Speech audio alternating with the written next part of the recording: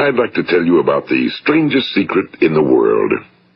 Some years ago, the late Nobel Prize-winning Dr. Albert Schweitzer was being interviewed in London, and a reporter asked him, "Doctor, what's wrong with men today?" And the great doctor was silent a moment, and then he said, "Men simply don't think." It's about this that I want to talk with you. We live today in a golden age. This is an era that man has looked forward to, dreamed of, and worked toward for thousands of years. But since it's here, we pretty well take it for granted. We in America are particularly fortunate to live in the richest land that ever existed on the face of the earth, a land of abundant opportunity for everyone. But do you know what happens? Well, let's take 100 men who start even at the age of 25. Do you have any idea what will happen to those men by the time they're 65?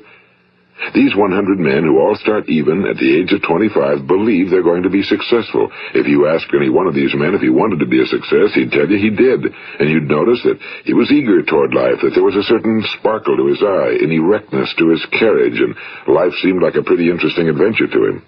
But by the time they're 65, 1 will be rich. 4 will be financially independent. 5 will still be working. 54 will be broke. Now think a moment. Out of the 100, only 5 make the grade. Now why do so many fail? What has happened to the sparkle that was there when they were 25? What's become of the dreams, the hopes, the plans? And why is there such a large disparity between what these men intended to do and what they actually accomplished? When we say about 5% achieve success, we have to define success.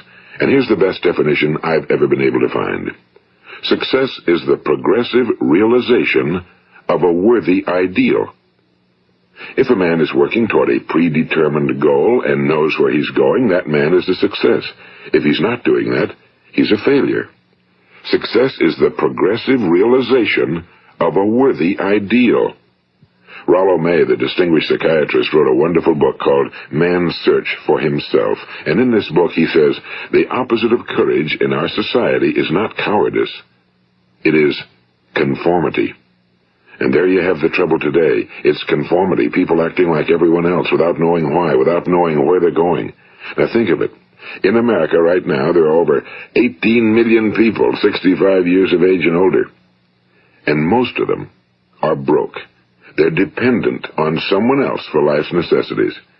Now, we learn to read by the time we're 7. We learn to make a living by the time we're 25. Usually by that time, we're not only making a living, we're supporting a family.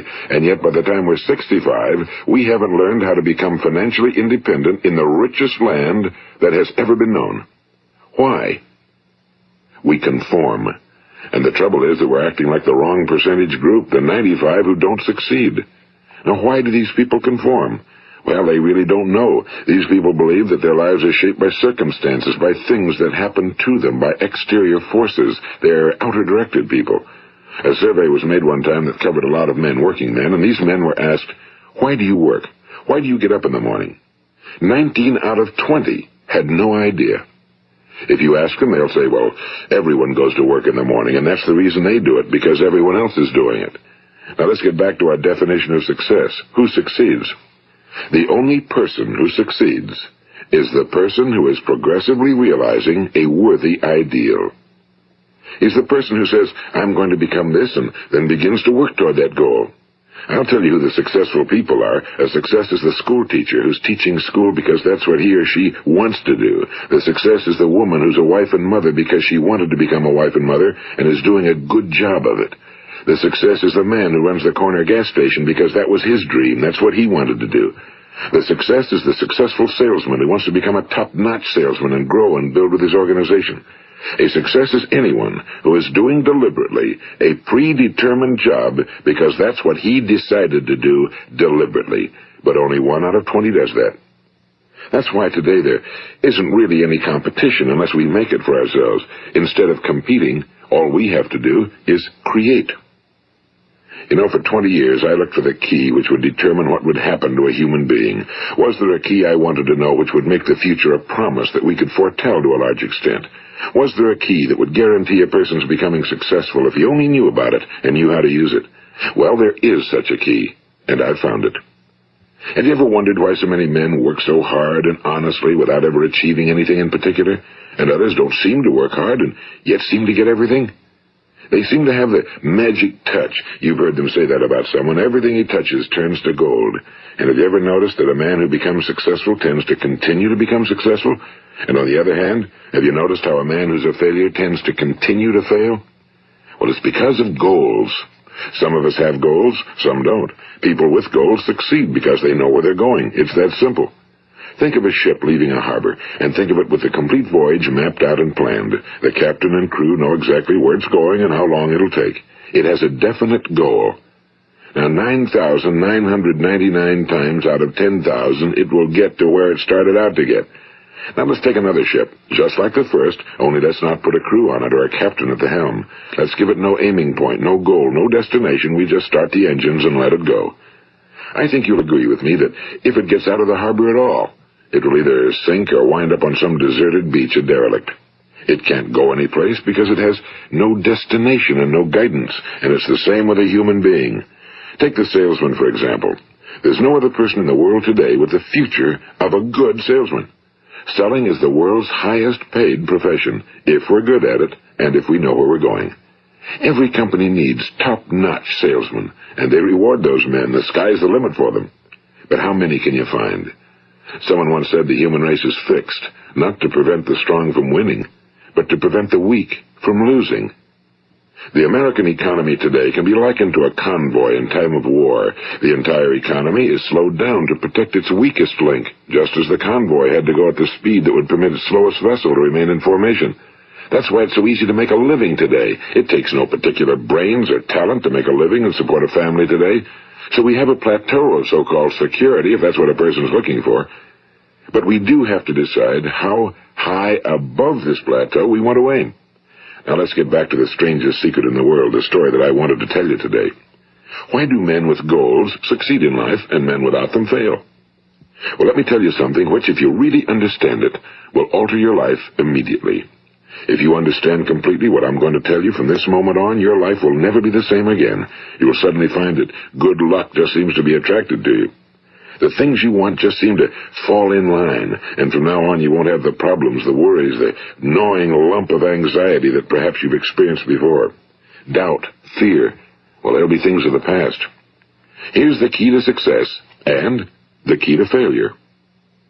We become what we think about. Now let me say that again. We become what we think about. Throughout all history, the great wise men and teachers, philosophers and prophets have disagreed with one another on many different things. It's only on this one point that they are in complete and unanimous agreement. Listen to what Marcus Aurelius, the great Roman emperor, said. A man's life is what his thoughts make of it. Disraeli said this. Everything comes if a man will only wait. I've brought myself by long meditation to the conviction that a human being with a settled purpose must accomplish it, and that nothing can resist a will that will stake even existence for its fulfillment. Ralph Waldo Emerson said this, a man is what he thinks about all day long. William James said, the greatest discovery of my generation is that human beings can alter their lives by altering their attitudes of mind. And he also said, we need only in cold blood act as if the thing in question were real, and it will become infallibly real by growing into such a connection with our life that it will become real. It will become so knit with habit and emotion that our interest in it will be those which characterize belief. And he also said, if you only care enough for a result, you will almost certainly attain it. If you wish to be rich, you will be rich. If you wish to be learned, you will be learned. If you wish to be good, you will be good. Only you must then really wish these things and wish them exclusively, and not wish at the same time 100 other incompatible things just as strongly. In the Bible, you read in Mark 9:23, if thou canst believe, all things are possible to him that believeth. My old friend Dr. Norman Vincent Peale put it this way, this is one of the greatest laws in the universe. Fervently do I wish I had discovered it as a very young man. It dawned upon me much later in life, and I found it to be one of the greatest, if not my greatest discovery outside of my relationship to God. The great law, briefly and simply stated, is that if you think in negative terms, you will get negative results. If you think in positive terms, you will achieve positive results. That is the simple fact, he went on to say, which is at the basis of an astonishing law of prosperity and success. In 3 words, believe and succeed. William Shakespeare put it this way: our doubts are traitors and make us lose the good we oft might win by fearing to attempt. George Bernard Shaw said, people are always blaming their circumstances for what they are. I don't believe in circumstances. The people who get on in this world are the people who get up and look for the circumstances they want, and if they can't find them, make them. Well, it's pretty apparent, isn't it? And every person who discovered this for a while believed that he was the first one to work it out. We become what we think about. Now, it stands to reason that a person who's thinking about a concrete and worthwhile goal is going to reach it, because that's what he's thinking about, and we become what we think about. Conversely, the man who has no goal, who doesn't know where he's going, and whose thoughts must therefore be thoughts of confusion and anxiety and fear and worry, becomes what he thinks about. His life becomes one of frustration and fear and anxiety and worry. And if he thinks about nothing, he becomes nothing. Now, how does it work? Why do we become what we think about? Well, I'll tell you how it works as far as we know. Now, to do this, I want to tell you about a situation that parallels the human mind. Suppose a farmer has some land, and it's good fertile land. Now, the land gives the farmer a choice. He may plant in that land whatever he chooses. The land doesn't care. It's up to the farmer to make the decision. Now, remember, we're comparing the human mind with the land because the mind, like the land, doesn't care what you plant in it. It will return what you plant, but it doesn't care what you plant. Now, let's say that the farmer has 2 seeds in his hand. One is a seed of corn. The other is nightshade, a deadly poison. He digs 2 little holes in the earth, and he plants both seeds, one corn, the other nightshade. He covers up the holes, waters, and takes care of the land, and what will happen? Invariably, the land will return what's planted. As it's written in the Bible, as ye sow, so shall ye reap. Now remember, the land doesn't care. It'll return poison in just as wonderful abundance as it will corn. So up come the 2 plants, one corn, one poison. Now, the human mind is far more fertile, far more incredible and mysterious than the land, but it works the same way. It doesn't care what we plant. Success, failure. A concrete, worthwhile goal, or confusion.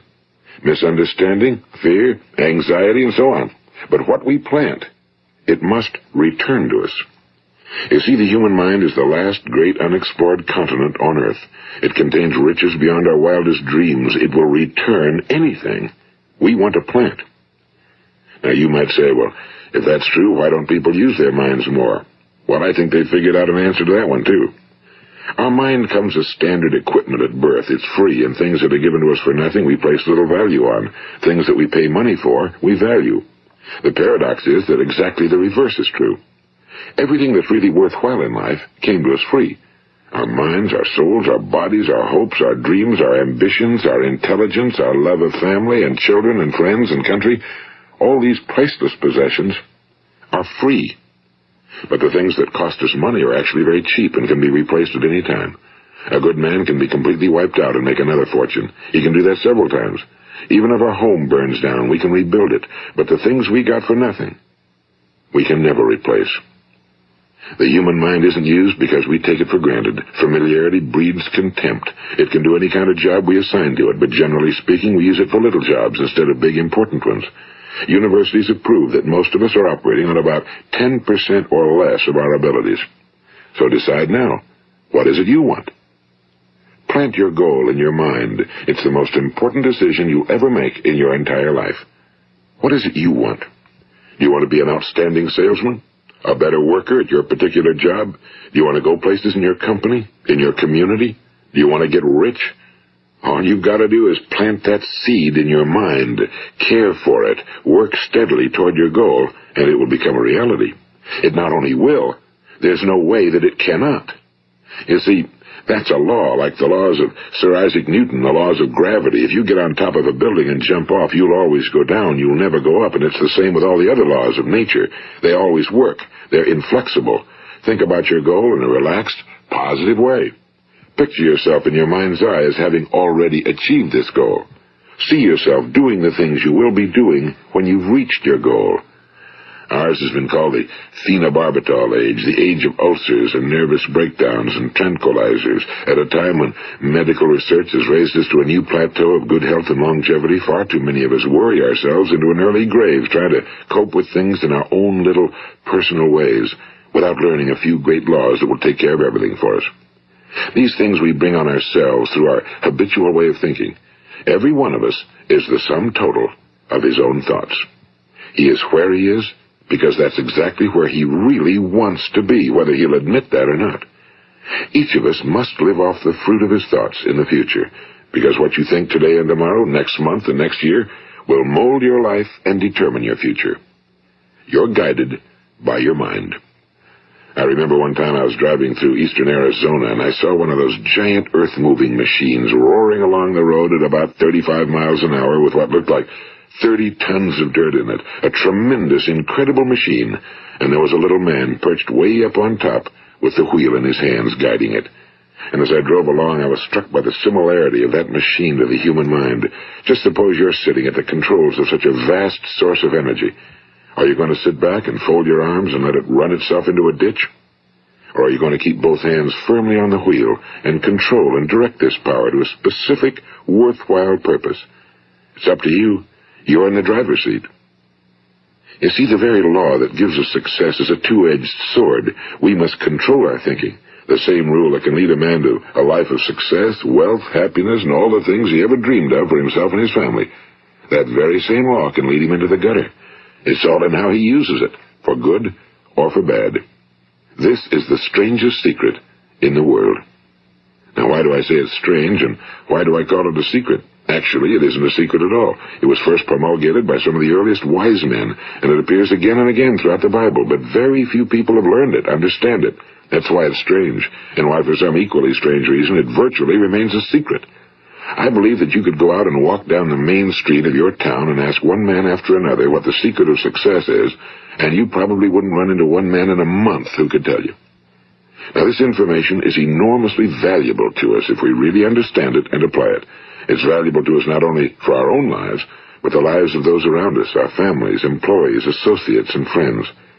Life should be an exciting adventure. It should never be a bore. A man should live fully, be alive. He should be glad to get out of bed in the morning. He should be doing a job he likes to do because he does it well. One time I heard Grove Patterson, the great late editor-in-chief of the Toledo Daily Blade, make a speech, and as he concluded his speech, he said something I've never forgotten. He said, "My years in the newspaper business have convinced me of several things. Among them, that people are basically good, and that we came from someplace, and we're going someplace. So we should make our time here an exciting adventure. The architect of the universe didn't build a stairway leading nowhere." And the greatest teacher of all, the carpenter from the plains of Galilee, gave us the secret time and time again. As ye believe, so shall it be done unto you. I've explained the strangest secret in the world and how it works.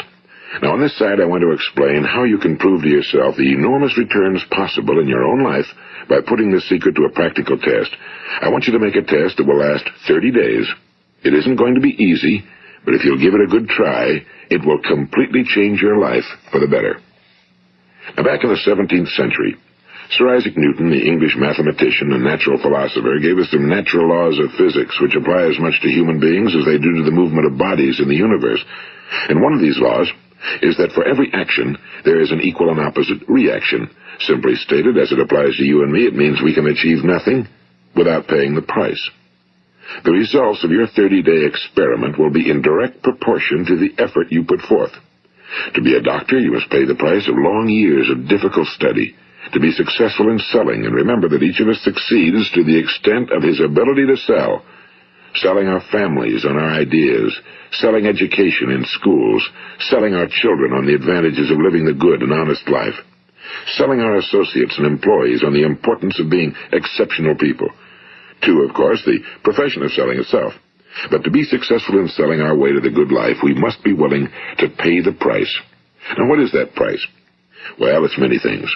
First, it's understanding emotionally, as well as intellectually, that we literally become what we think about, that we must control our thoughts if we're to control our lives. It's understanding fully that as ye sow, so shall ye reap. Second, it's cutting away all fetters from the mind and permitting it to soar as it was divinely designed to do. It's the realization that your limitations are self-imposed and that the opportunities for you today are enormous beyond belief. It's rising above narrow-minded pettiness and prejudice. And third, it's using all your courage to force yourself to think positively on your own problem, to set a definite and clearly defined goal for yourself, to let your marvelous mind think about your goal from all possible angles, to let your imagination speculate freely upon many different possible solutions, to refuse to believe that there are any circumstances sufficiently strong to defeat you in the accomplishment of your purpose, to act promptly and decisively when your course is clear, and to keep constantly aware of the fact that you are, at this moment, standing in the middle of your own acres of diamonds, as Russell Conwell used to point out. And fourth, save at least 10% of every dollar you earn. It's also remembering that no matter what your present job, it has enormous possibilities, if you're willing to pay the price. Now let's just go over the important points in the price each of us must pay to achieve the wonderful life that can be ours. It is, of course, worth any price. 1. You will become what you think about. 2. Remember the word imagination and let your mind begin to soar. 3. Courage. Concentrate on your goal every day. 4. Save 10% of what you earn. And 5. Action. Ideas are worthless unless we act on them. Now, I'll try to outline the 30-day test I want you to make. Keep in mind that you have nothing to lose by making this test and everything you could possibly want to gain. There are two things that may be said of everyone. Each of us wants something, and each of us is afraid of something. I want you to write on a card what it is you want more than anything else. It may be more money. Perhaps you'd like to double your income or make a specific amount of money. It may be a beautiful home. It may be success at your job. It may be a particular position in life. It could be a more harmonious family. Each of us wants something. Now write down on your card specifically what it is you want. Make sure it's a single goal and clearly defined. You needn't show it to anyone, but carry it with you so that you can look at it several times a day. Think about it in a cheerful, relaxed, positive way each morning when you get up, and immediately you have something to work for, something to get out of bed for, something to live for. Look at it every chance you get during the day and just before going to bed at night. And as you look at it, remember that you must become what you think about, and since you're thinking about your goal, you realize that soon it will be yours. In fact, it's yours really the moment you write it down and begin to think about it. Look at the abundance all around you as you go about your daily business. You have as much right to this abundance as any other living creature. It's yours for the asking. Now we come to the difficult part. Difficult because it means the formation of what is probably a brand new habit, and new habits are not easily formed. Once formed, however, it will follow you for the rest of your life. Stop thinking about what it is you fear. Each time a fearful or negative thought comes into your consciousness, replace it with a mental picture of your positive and worthwhile goal. And there will come times when you'll feel like giving up. It's easier for a human being to think negatively than positively. That's why only 5% are successful. You must begin now to place yourself in that group. For 30 days, you must take control of your mind. It will think about only what you permit it to think about. Each day for this 30-day test, do more than you have to do. In addition to maintaining a cheerful, positive outlook, give of yourself more than you've ever done before. Do this knowing that your returns in life must be in direct proportion to what you give. The moment you decide on a goal to work toward, you're immediately a successful person. You are then in that rare and successful category of people who know where they're going. Out of every 100 people, you belong to the top 5. Don't concern yourself too much with how you're going to achieve your goal. Leave that completely to a power greater than yourself. All you have to do is know where you're going. The answers will come to you of their own accord and at the right time. Remember these words from the Sermon on the Mount, and remember them well. Keep them constantly before you this month of your test. Ask, and it shall be given you. Seek, and ye shall find. Knock, and it shall be opened unto you. For every one that asketh receiveth, and he that seeketh findeth, and to him that knocketh it shall be opened. It's as marvelous and as simple as that. In fact, it's so simple that in our seemingly complicated world, it's difficult for an adult to understand that all he needs is a purpose and faith. For 30 days, Do your very best.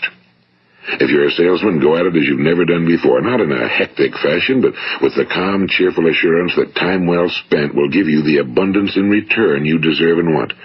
If you're a homemaker, devote your 30-day test to completely giving of yourself without thinking about receiving anything in return, and you'll be amazed at the difference it makes in your life.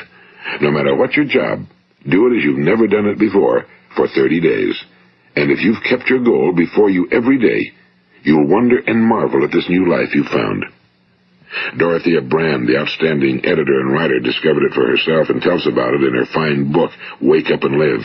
Her entire philosophy is reduced to the words, act as though it were impossible to fail. She made her own test with sincerity and faith, and her entire life was changed to one of overwhelming success. Now, you make your test for 30 full days. Don't start your test until you've made up your mind to stick with it. You see, by being persistent, you're demonstrating faith. Persistence is simply another word for faith. If you didn't have faith, you'd never persist. If you should fail during your first 30 days, by that I mean suddenly find yourself overwhelmed by negative thoughts, you've got to start over again from that point and go 30 more days. Gradually, your new habit will form until you find yourself one of that wonderful minority to whom virtually nothing is impossible. And don't forget the card. It's vitally important as you begin this new way of living. On one side of the card, write your goal, whatever it may be. On the other side, write the words we've quoted from the Sermon on the Mount. Ask, and it shall be given you. Seek, and ye shall find. Knock, and it shall be opened unto you. Nothing great was ever accomplished without inspiration. See that during these crucial first 30 days, your own inspiration is kept at a peak. And above all, don't worry. Worry brings fear, and fear is crippling. The only thing that can cause you to worry during your test is trying to do it all yourself. Know that all you have to do is hold your goal before you. Everything else will take care of itself. Remember also to keep calm and cheerful. Don't let petty things annoy you and get you off course. Now, since making this test is difficult, some will say, why should I bother? Well, look at the alternative. No one wants to be a failure. No one really wants to be a mediocre individual. No one wants a life constantly filled with worry and fear and frustration. Therefore, remember that you must reap that which you sow. If you sow negative thoughts, your life will be filled with negative things. If you sow positive thoughts, your life will be cheerful, successful, and positive. Now, gradually, you will have a tendency to forget what you've heard on this recording. Play it often. Keep reminding yourself of what you must do to form this new habit. Gather your whole family around at regular intervals and listen to what's been said here. You know, most men will tell you that they want to make money without understanding the law. The only people who make money work in a mint. The rest of us must earn money. This is what causes those who keep looking for something for nothing or a free ride to fail in life. The only way to earn money is by providing people with services or products which are needed and useful. We exchange our time and our product or service for the other man's money. Therefore, the law is that our financial return will be in direct proportion to our service.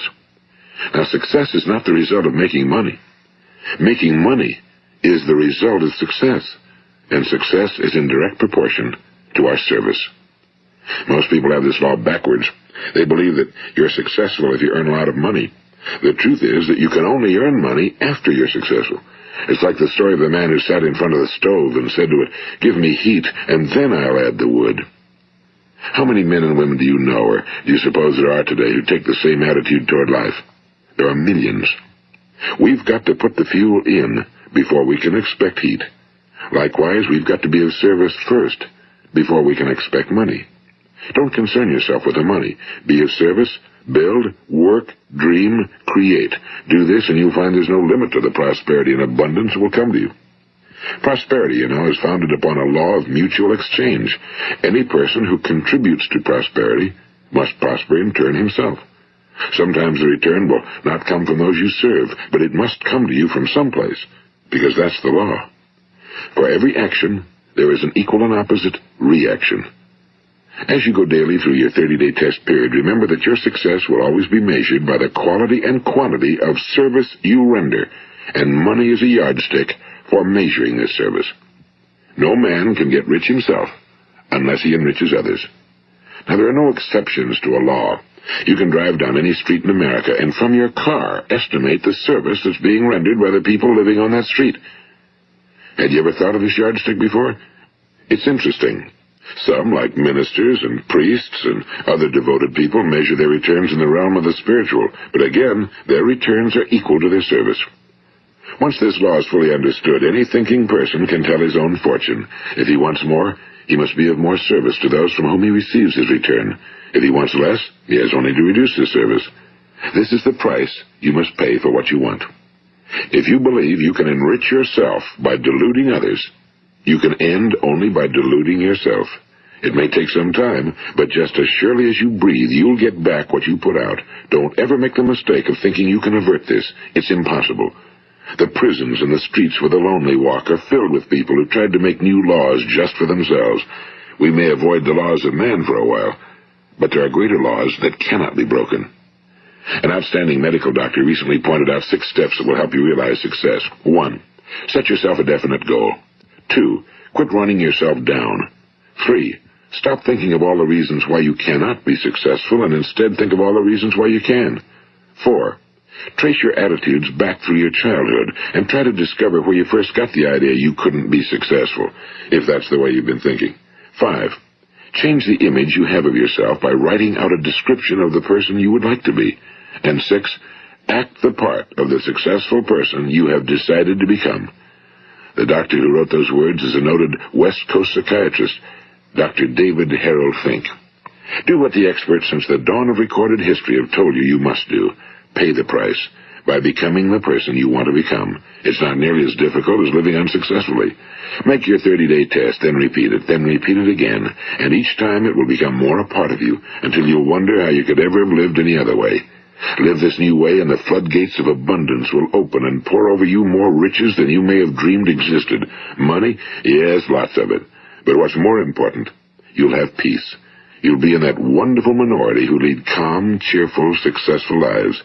Start today. You have nothing to lose, but you have a whole life to win. This is Earl Nightingale, and thank you.